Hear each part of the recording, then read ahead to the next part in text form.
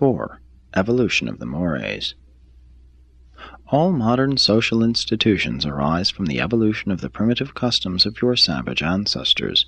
The conventions of today are the modified and expanded customs of yesterday. What habit is to the individual, custom is to the group, and group customs develop into folkways or tribal traditions, mass conventions. From these early beginnings, all of the institutions of present-day human society take their humble origin. It must be borne in mind that the mores originated in an effort to adjust group living to the conditions of mass existence. The mores were man's first social institution, and all of these tribal reactions grew out of the effort to avoid pain and humiliation, while at the same time seeking to enjoy pleasure and power. The origin of folkways, like the origin of languages, is always unconscious and unintentional, and therefore always shrouded in mystery. Ghost fear drove primitive man to envision the supernatural, and thus securely laid the foundations for those powerful social influences of ethics and religion, which in turn preserved inviolate the mores and customs of society from generation to generation. The one thing which early established and crystallized the mores was the belief that the dead were jealous of the ways by which they had lived and died. Therefore would they visit dire punishment upon those living mortals who dared to treat with careless disdain the rules of living which they had honored when in the flesh. All this is best illustrated by the present reverence of the yellow race for their ancestors.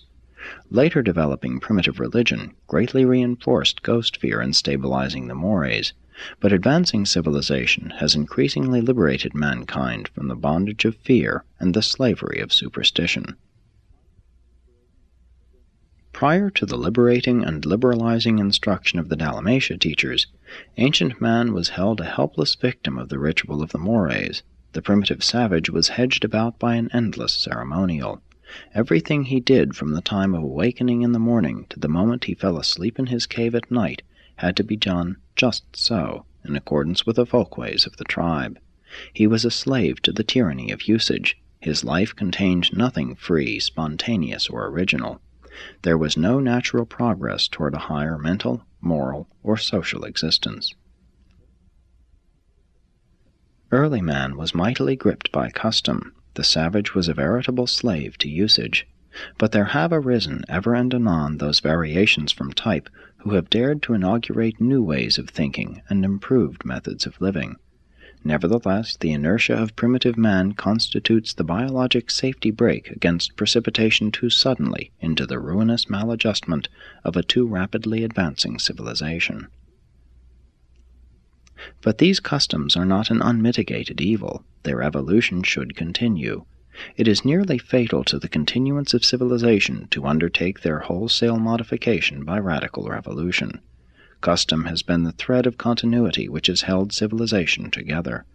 The path of human history is strewn with the remnants of discarded customs and obsolete social practices, but no civilization has endured which abandoned its mores except for the adoption of better and more fit customs. The survival of a society depends chiefly on the progressive evolution of its mores. The process of custom evolution grows out of the desire for experimentation.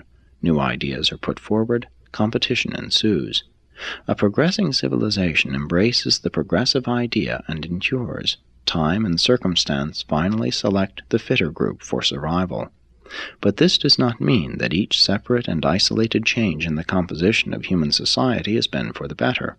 No, indeed no, for there have been many, many retrogressions in the long forward struggle of Urantia civilization.